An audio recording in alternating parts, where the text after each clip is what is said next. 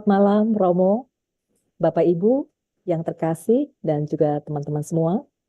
Selamat bergabung dalam pertemuan Going Deep in Christ.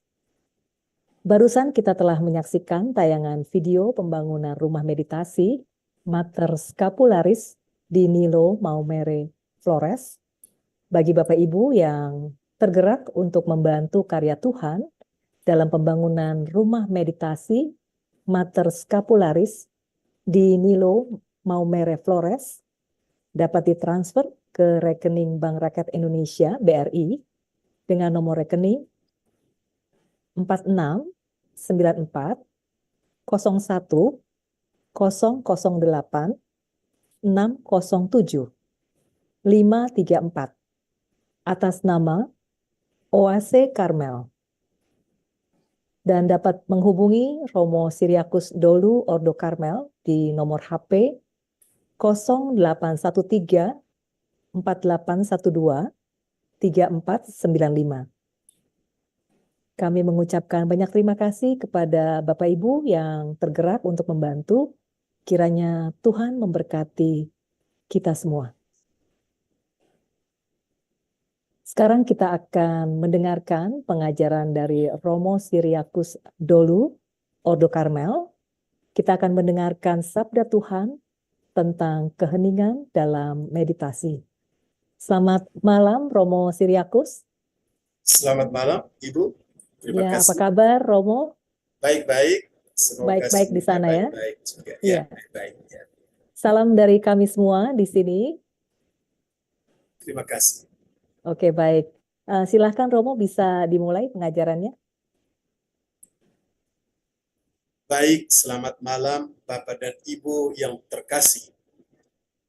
Saya harap suara saya terdengar. Jelas, Romo. Saya Romo Siriakus Mariandolu Okar. Sekarang saya adalah moderator nasional Meditasi Kristiani, dan saya telah menekuni Meditasi Kristiani hampir 20 tahun yang lalu.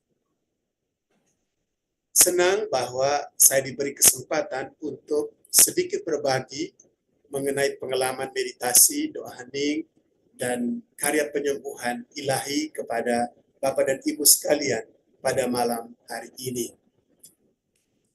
Saya berharap percakapan kita dan juga doa-doa kita yang akan kita sampaikan kepada Tuhan pada kesempatan ini membantu kita untuk boleh semakin dekat dengan Tuhan dan mengalami karya penyembuhannya. Bapak dan Ibu yang terkasih, pada malam hari ini percakapan kita doa hening dan penyembuhan ilahi.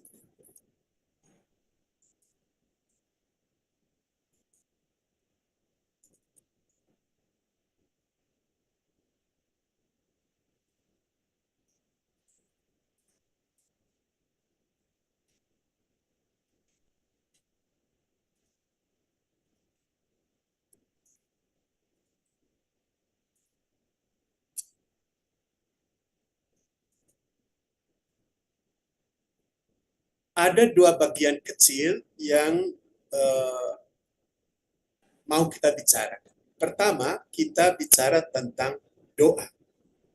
Lalu baru kemudian kita bicara tentang karya penyembuhan yang secara khusus kita lihat dialami oleh para petapa pada gua. Baik Bapak dan Ibu, kita bicara soal doa. Dalam pembagian tradisional, doa itu selalu dilihat dalam tiga bentuk. Pertama disebut doa vokal, lalu kemudian doa diskursif, dan yang ketiga itu doa hening. Doa vokal ini adalah doa di mana kita menggunakan lisan kita. Kita bicara, kita mengucapkan doa. Ini disebut dengan doa rumusan.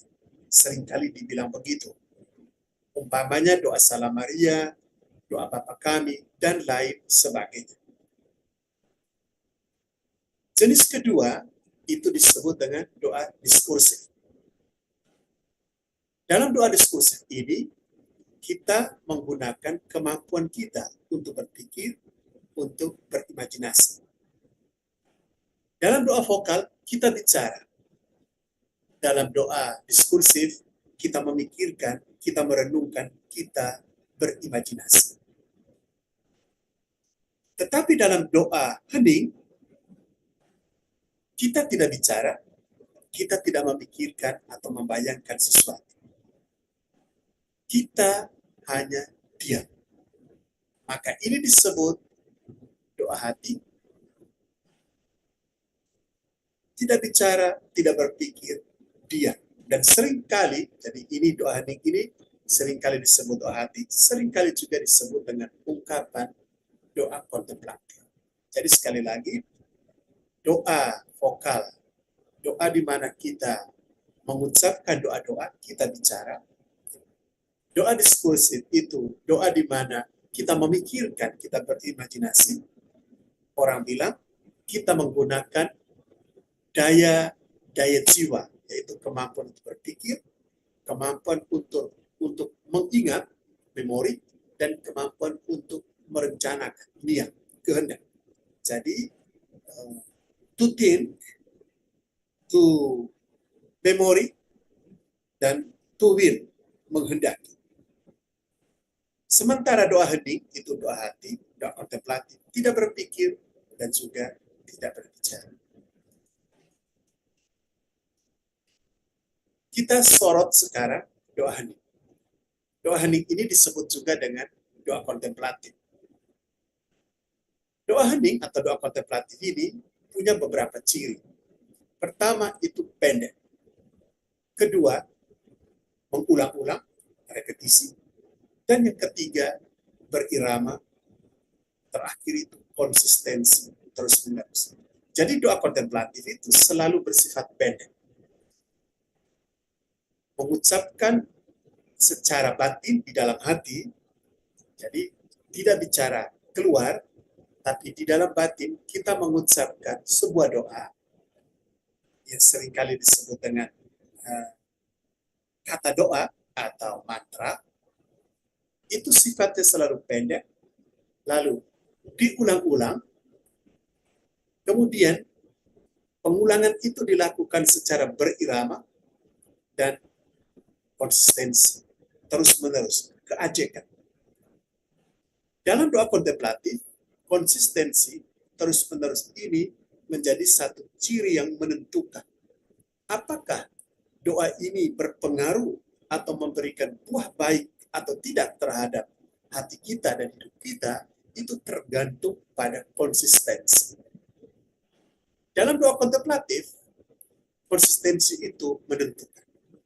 Ketika kita tidak konsisten, kita tidak terus-menerus melakukannya, doa ini mubazir. Doa ini unproductive. Dia tidak memberikan pengaruh apapun pada hati kita dan hidup kita. Jadi, saya harap Bapak dan Ibu kita memperhatikan soal ini. Kalau kita omong tentang doa kontemplatif, doa ini kita harus memperhatikan konsistensi dan terus-menerus.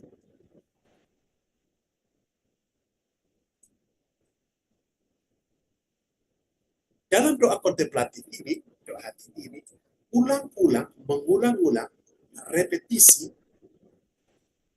itulah sebetulnya kekuatan penyembuhan berada.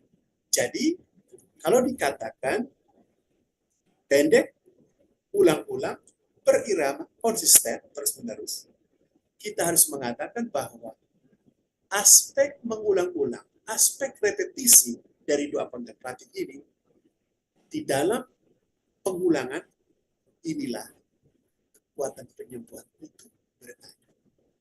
Bapak dan Ibu mungkin bertanya, mengapa demikian? Mengapa justru kekuatan penyembuhan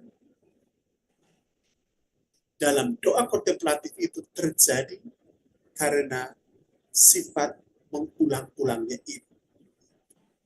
Saya coba menerangkan hal ini dari sudut pandang para pertapa padang gurun abad keempat, abad kelima di padang gurun Alexandria, Mesir.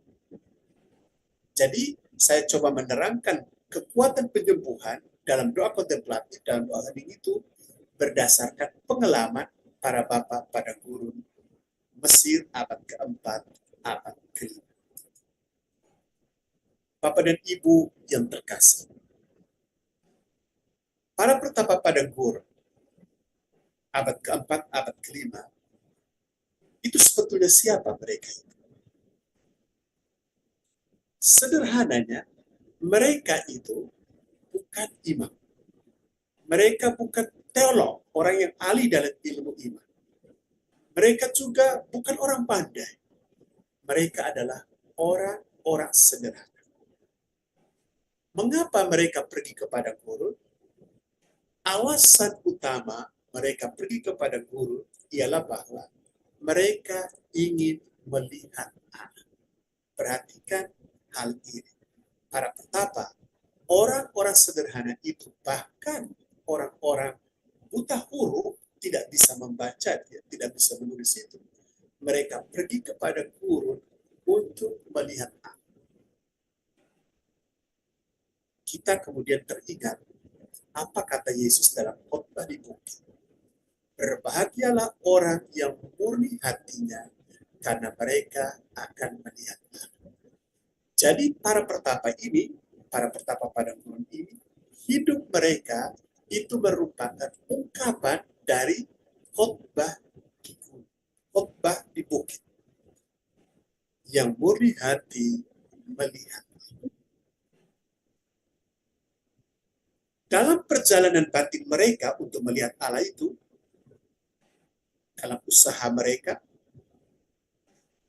untuk melihat Allah yang adalah tujuan hidup mereka di padang gurun itu, kitab suci adalah makanan rohani utama mereka. Jadi kitab suci itu adalah makanan rohani paling utama yang mereka gunakan sebagai makanan perjalanan batin mereka. Bagaimana mereka menikmati makanan rohani utama itu? Bagaimana mereka menikmati firman Tuhan yang adalah hal yang paling utama dalam kehidupan mereka?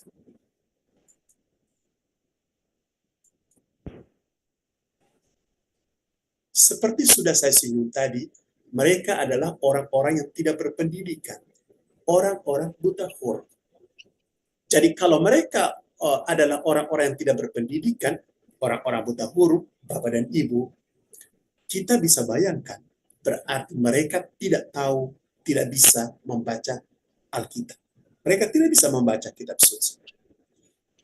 Kalau seandainya mereka tidak bisa membaca kitab suci, lalu bagaimana caranya mereka bisa mengingat teks kitab suci dan kemudian mengulangnya? Kalau kita, orang-orang yang bisa membaca, bisa menulis ini, kita pasti akan menuliskan sebuah ayat yang mau kita ulangi. Tapi itu tidak bisa mereka lakukan karena mereka buta huruf, tidak tahu membaca, tidak tahu menulis. Maka kekuatan mereka itu sebetulnya terletak pada mengulang-ulang, terletak pada repetisi. Ketika mereka membaca sebuah teks kitab suci dan mereka tersentuh dengan ayat tertentu, maka ayat itu akan mereka simpan di dalam benak mereka. Mereka mengingatnya dengan cara mengulang. Umpamanya, nanti dalam doa penyembuhan, kita akan mendengarkan teks kitab suci dari Injil Lukas, bab 5. Orang kusta itu berkata kepada Yesus, Tuhan, kalau Tuhan mau, Tuhan dapat menyembuhkan aku. Ketika para pertapa itu tersentuh dengan kata-kata yang diucapkan oleh orang kusta itu, Tuhan, kalau Tuhan mau, Tuhan dapat menyembuhkan saya. Kalau mereka tersentuh dengan pernyataan ini, maka mereka mengulang-ulang itu. Sepanjang waktu, mereka mengulang teks yang menyentuh hati itu. Tindakan mereka untuk mengulang-ulang teks yang menyentuh hati itu mereka sebut meditasi. Bapak dan Ibu, perlu kita ketahui bahwa kata meditasi pertama kali dipakai dalam dunia kekristenan kita, itu dipakai oleh para pertapa padang gurun. Jadi dalam kehidupan para pertapa padang gurun itulah kata meditasi pertama kali masuk dalam dunia kekristenan. Tapi perlu diingat bahwa kata meditasi yang mereka pakai itu mereka pakai untuk menerjemahkan sebuah kata bahasa Yunani, meletan. Mengapa bahasa Yunani? Karena kita tahu bahwa kitab suci kita itu pertama sekali ditulis dalam bahasa Yunani. Kata meletan Yunani itu artinya mengulang-ulang. Jadi meletan bahasa Yunani itu artinya mengulang-ulang. Dan ketika mereka menerjemahkan kata Yunani meletan ini ke dalam bahasa Latin, mereka menerjemahkannya dengan kata meditari. Jadi Bapak dan Ibu, meditari dengan demikian berarti mengulang-ulang. Sebuah kata yang dipakai untuk menerjemahkan kata meletan dari bahasa Yunani itu. Jadi mereka mengulang-ulang, artinya mereka bermeditasi.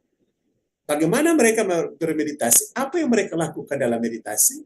Mereka mengulang-ulang, mereka mengulang firman Tuhan. Pertanyaan kita selanjutnya. Bagaimana mereka mengulang-ulang ayat itu? Mereka mengulang. Bagaimana mereka mengulang?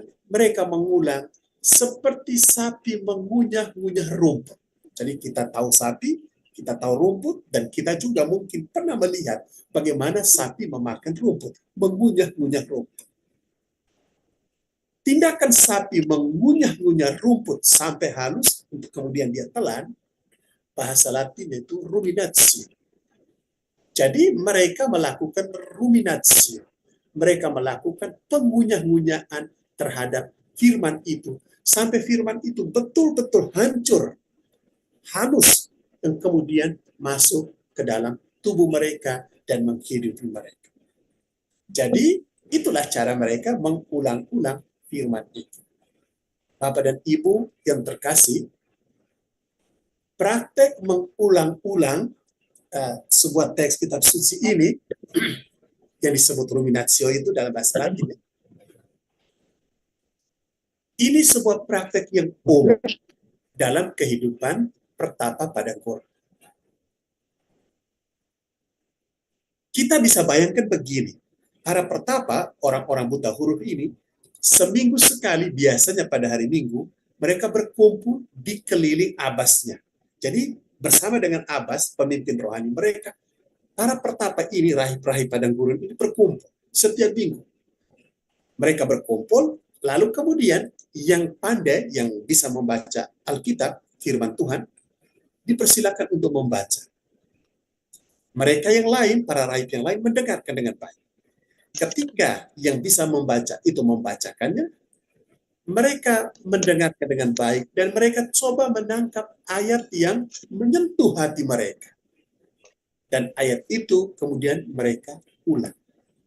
Itu berarti setiap minggu ketika mereka bertemu, teks kitab suci tentu berubah. Yang kemudian sekarang kita kenal dengan kalender liturgi itu. Bacaan mingguan yang selalu berganti.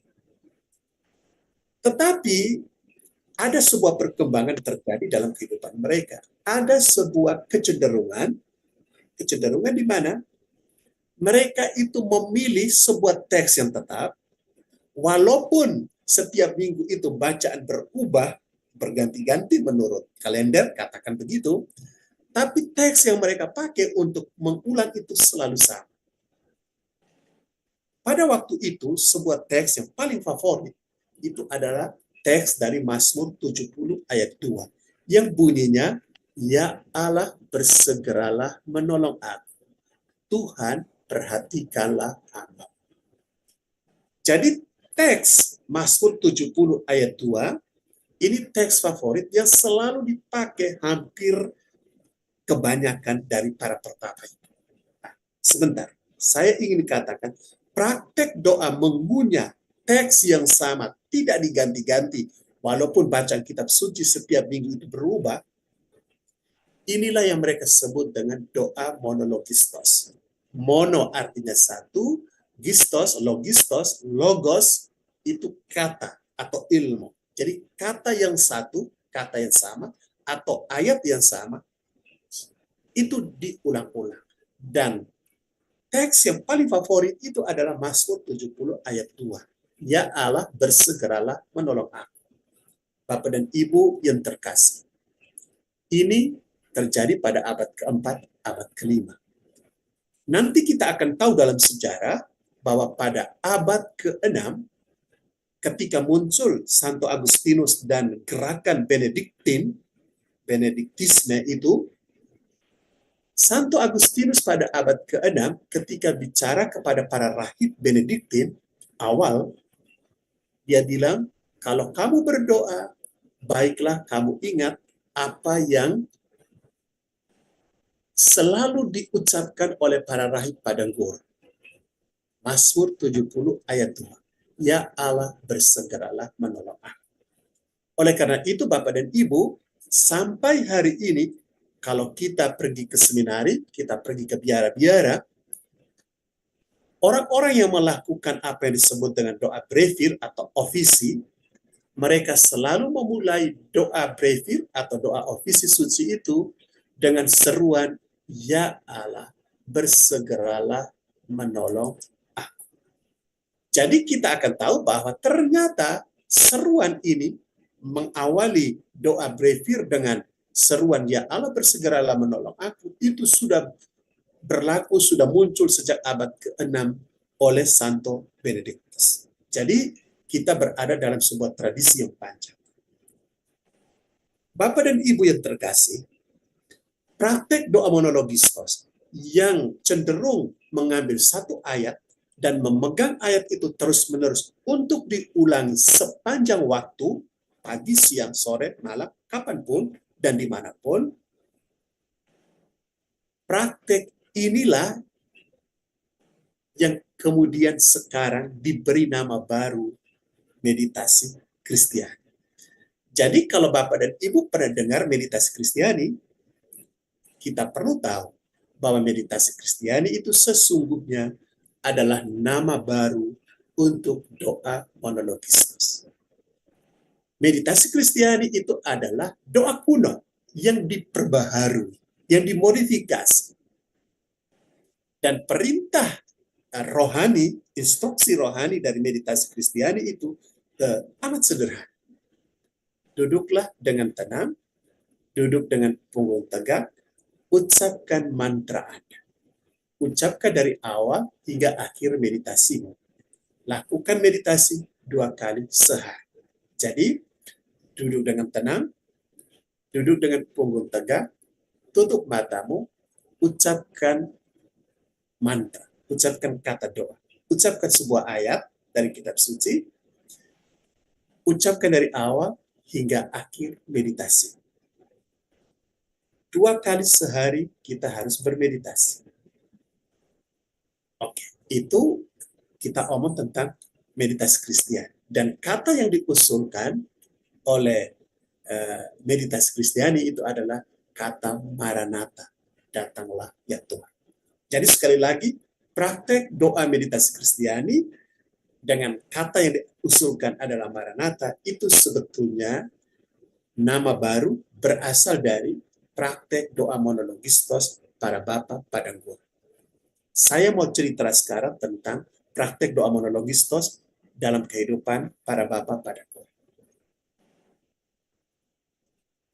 Praktek doa monologistos itu kurang lebih begini Bapak dan Ibu, instruksinya, bunyinya. Ketika Anda bangun pagi, biarlah kata itu, Ya Allah, bersegeralah menolong aku. Biarlah kata itu menjadi kata pertama yang muncul dalam benak hati. Ketika Anda beraktivitas, biarlah kata itu menjadi kata yang menemanimu sepanjang hari. Ketika Anda mau tidur malam, biarlah kata itu menjadi kata terakhir yang muncul dalam benak hati. Dan ketika Anda tertidur, Anda memang tertidur. Tetapi kata itu tidak tertidur. Kata itu bekerja. Apa yang dibuat oleh kata itu ketika kita tertidur? To purify, membersihkan. To heal, menyembuhkan. Jadi praktek doa monologis ini kurang lebih sebuah praktek yang meminta kita untuk sepanjang waktu membiarkan kata itu, yang umumnya itu adalah Mazmur 70 ayat 2 tadi, teks itu supaya selalu ada dalam hati kita. Buatlah agar kata itu, ayat itu selalu hidup, selalu ada dalam hatimu. Ketika Anda bangun pagi, kata itu kata pertama yang muncul. Ketika Anda bekerja sepanjang hari, beraktivitas, kata itu menemanimu sepanjang hari itu. Ketika malam hari, ketika Anda mau tidur, biarlah kata itu menjadi kata yang terakhir yang muncul dalam benak hatimu. Dan ketika Anda tertidur, Anda memang tertidur, tapi kata itu tidak tertidur. Kata itu bekerja. Apa yang dia buat? To purify, membersihkan. To heal, menyembuhkan. To purify, artinya dia memurnikan kita dari kecenderungan dosa. Dia membuat kecenderungan kita kepada dosa itu melemah. Maka mereka percaya setiap bangun pagi, kecenderungan mereka kepada dosa-dosa tertentu seperti mencuri, gosip, itu melemah. Dan to heal, menyembuhkan. Mereka percaya bahwa ketika mereka bangun pagi, kata itu bekerja menyembuhkan mereka, maka mereka menjadi lebih sehat. Bapak dan Ibu yang terkasih, membersihkan dan menyembuhkan ini saling berkaitan. Membersihkan dari dosa, membuat orang sembuh. Kenapa?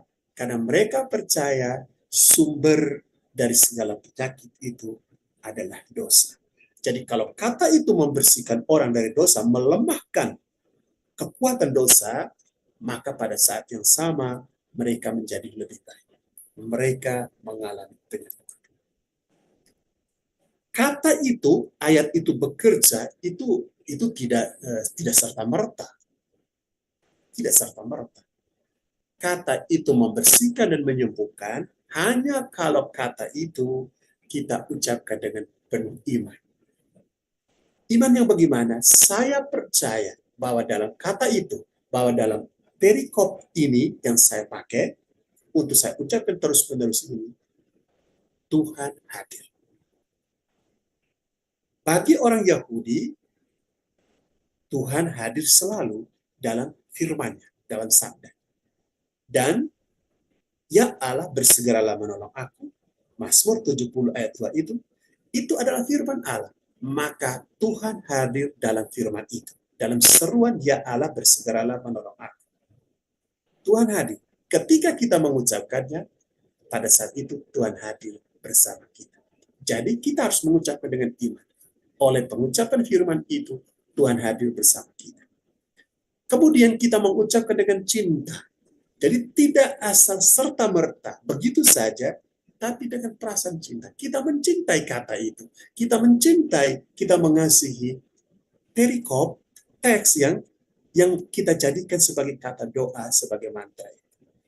Dan kemudian setia. Setia ini membantu kita, Bapak dan Ibu, untuk entah waktu baik, entah waktu tidak baik, entah memungkinkan atau tidak memungkinkan, kita tetap mengucapkan kata itu. Maka kita membutuhkan setia. Iman, cinta, setia. Ini sebetulnya bagaikan bensin yang memungkinkan genset kata itu bekerja. Tanpa ada bensin, tanpa ada iman, tanpa ada cinta dan setia, genset tidak bisa memberikan nyala. Tidak bisa menyala dan menerangi kita. Kata itu tidak bisa bekerja untuk menyembuhkan dan membersihkan. Mereka percaya bahwa ketika kata itu terus diucapkan dari pagi hingga malam, dan terus dilakukan dengan penuh iman, cinta, dan setia, maka kata itu memiliki power untuk bekerja. Ya, jadi kalau kata itu diucapkan dengan penuh iman, cinta, setia dari pagi sampai malam, kata itu memiliki power untuk bekerja. Para pertapa padang gurun percaya akan the power of repetition. Jadi mereka itu sudah memberikan suatu keyakinan bahwa repetisi mengulang kata itu membuat kata itu power. Kata itu menjadi power karena dia diucapkan terus-menerus. Ayat itu menjadi powerful karena saya dengan setia terus-menerus mengucapkannya. Kadangkala Bapak dan Ibu, mereka membayangkan mengucapkan terus-menerus kata itu yang membuat kata itu powerful, itu sama seperti kita membayangkan parang kalau diasah, di batu asah, kan harus ada gerakan mengasah, toh, terus menerus maju mundur, dan itulah yang membuat parang itu tajam. Kata itu pun, ayat itu pun menjadi powerful, bertenaga, menyembuhkan dan membersihkan kita dari kecenderungan dosa, hanya karena kita mengulangnya dengan setia. The power of repetition. Pada waktu tertidur, kata itu bekerja. Ia membersihkan, ia menyembuhkan. Bapak dan Ibu yang terkasih, kata itu karena diucapkan terus-menerus, maka kata itu tertanam, mengakar di dalam hati kita. Hati adalah pusat diri kita, tempat Allah berdiam. Dan Allah itu sumber segala rahmat. Jadi kalau kita sederhanakan begini, saya kan mengulang terus kata itu. Ketika saya mengulang, itu saya membuat kata itu meresap. Dan kita tahu bahwa kata itu full of the presence of God. Penuh dengan kehadiran Tuhan. Itu adalah sabda Tuhan. Kata yang saya ucapkan terus-menerus, kata yang sama itu, kata itu meresap. Meresap masuk ke dalam hati. Dan hati itu adalah pusat diri kita. Allah ada di dalam hati. Allah yang adalah sumber segala rahmat itu ada dalam hati. Maka ketika kata itu diucapkan terus-menerus, kata itu akan turun, meresap, berakar, menyentuh hati kita. Dan itu berarti menyentuh Allah. Kontak dengan Allah terjadi di pusat itu. Allah yang adalah sumber segala rahmat itu. Ketika kata itu diucapkan terus-menerus, kata itu menyentuh dia. Kita melakukan kontak dengan Allah. Terjadi perjumpaan manusia dengan Allah di dalam batin. Tapi kita tahu Allah itu adalah sumber segala rahmat. Dan salah satu rahmat itu adalah rahmat penyembuhan. Maka ketika itu terjadi, benarlah kalau Santo Yohanes dari Salib berkata, di pusat itu terjadilah pengurapan ilahi. Di pusat diri kita, ketika terjadi perjumpaan diri kita melalui kata itu, dengan bantuan kata itu, bertemu menyentuh Allah, sumber segala rahmat di dalam hati kita itu, terjadilah pengurapan ilahi. Jadi karya penyembuhan ilahi itu terjadi ketika kita menyentuh yang ilahi di dalam hati kita. Dan mengucapkan kata yang terus-menerus itu adalah kendaraan yang mengantar kita sampai kepada pusat.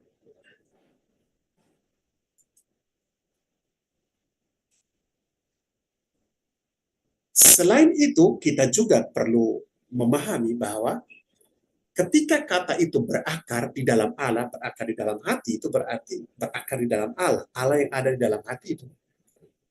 Sebetulnya dia berakar dalam kasih. Kata itu turun, berakar, dia menyentuh Allah. Dan itu berarti dia menyentuh kasih. Kata itu berakar dalam Allah. Itu berarti kata itu berakar dalam kasih. Kenapa? Mengapa? Karena Allah adalah kasih. Bapak dan Ibu, healing proses terjadi di sini. Karena apa? Sebagaimana dokter Yunani kuno, Hippocrates, itu dia berkata, sumber segala penyembuhan adalah kasih. Sumber segala penyembuhan itu adalah kasih. Dan ketika melalui dengan bantuan kata itu, kita menyentuh Allah, yang artinya menyentuh kasih itu, kita mengalami penyembuhan. Jadi penyembuhan itu terjadi karena di pusat itu terjadi pengurapan ilahi, tapi juga karena kata itu membawa kita berakar, menyentuh Allah, menyentuh kasih yang adalah sumber segala. Dengan demikian, kalau kita boleh meringkasnya, dalam doa hening, dengan pengulangan sebuah kata, doa atau mantra, dalam pengalaman para pertapa padang gurun, ada 3 sumber karya penyembuhan. Pertama, mengulang kata itu terus-menerus. Jadi mengulang kata itu terus-menerus itu juga punya efek menyembuhkan. Kita omong tentang the power of repetition. Kesetiaan mengulang kata itu membuat kata itu memiliki power untuk bekerja menyembuhkan dan membersihkan. Yang kedua, sumber penyembuhan kedua, kata yang diulang-ulang itu berakar dalam hati yang adalah pusat diri kita. Di pusat itu terjadi pengurapan ilahi. Terjadilah healing process di situ. Dan ketiga, kata yang telah berakar di pusat hati kita sesungguhnya ia berakar di dalam Allah. Dan Allah itu kasih yang adalah sumber segala karya penyembuhan. Sama seperti dosa, terutama dendam, menyimpan amarah adalah sumber segala penyakit. Orang selalu bilang begitu, toh. Kasih adalah sumber segala karya penyembuhan. Kalau Anda mau sembuh, Anda harus mengasihi. Dan kasih, kata para petapa padang gurun, terutama umpamanya Yohanes Kasianus, itu adalah tujuan akhir dari perjalanan meditasi. Orang bermeditasi supaya pada akhirnya hatinya dan hidupnya dikuasai oleh kasih. Dan kasih itu adalah buah pertama, buah sulung, bahkan satu-satunya buah dari buah roh. Galatia 5:20. Kesimpulan kita, Bapak dan Ibu, kalau memang demikian ceritanya, betapa pentingnya doa hening. Betapa pentingnya doa mengulang sebuah kata doa. Betapa pentingnya kita mengulang kata itu secara terus-menerus di dalam hati kita. Betapa pentingnya doa hening. Betapa pentingnya doa monologistos. Betapa pentingnya meditasi. Mengulang-ulang kata. Mengulang-ulang ayat kitab suci yang akan membawa kita masuk ke dalam diri batin kita, bertemu dengan Tuhan. Sang kasih itu yang adalah sumber karya penyembuhan ilahi. Saya kira dengan keterangan ini, saya berharap Bapak dan Ibu kita memahami hubungan antara doa hening dengan karya penyembuhan ilahi.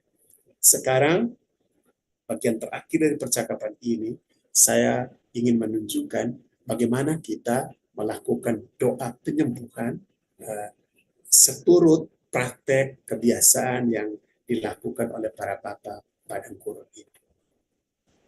Pertama, Bapak dan Ibu, sangat perlu kita melakukan persiapan.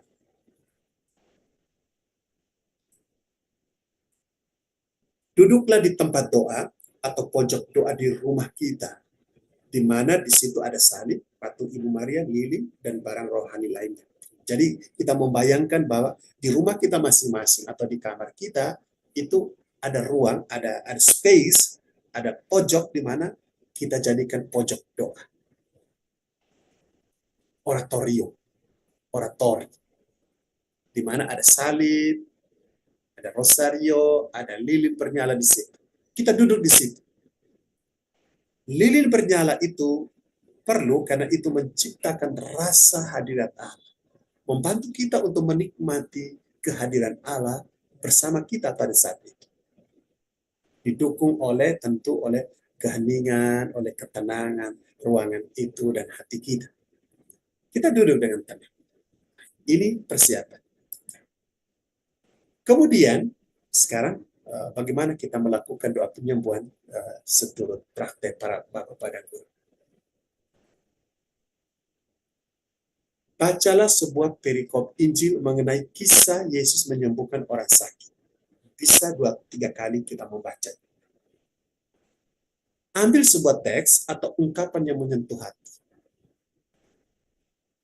Dalam diam dan hening, di dalam hatimu, ucapkan terus-menerus kata atau ungkapan itu. Lamanya tergantung situasi kita masing-masing. 3 menit, 5 menit, 10 menit, dan seterusnya. Setelah itu, ucapkan doa secara spontan. Memohon Tuhan menyembuhkan kita dari sakit yang sedang kita alami. Setelah itu, bisa ditambahkan doa mohon penyembuhan melalui orang kudus. Seperti doa melalui atau kepada Santo Peregrinus, Santo Padre Pio, Santo Yudas Tadeus, dan lain-lain. Itu dapat kita temukan dalam buku-buku doa yang tersedia. Lalu kita diam sesaat. Hening.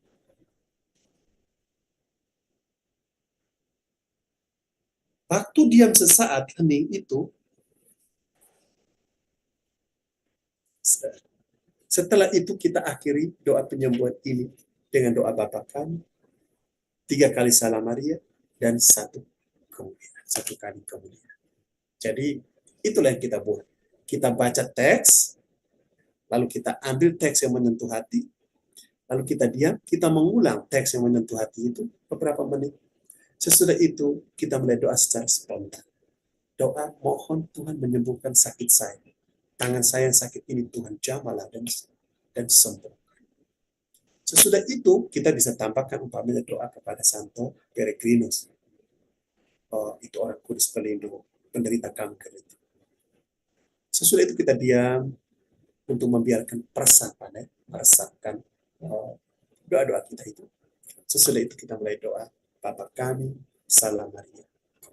Ini praktek doa yang bisa kita buat secara pribadi dalam keseharian hidup kita ya.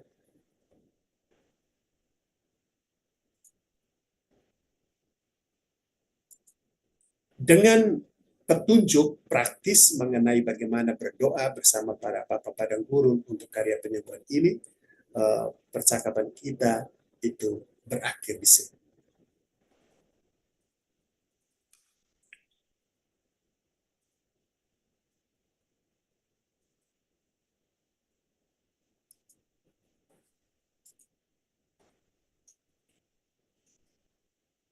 Begitulah Bapak dan Ibu yang terkasih,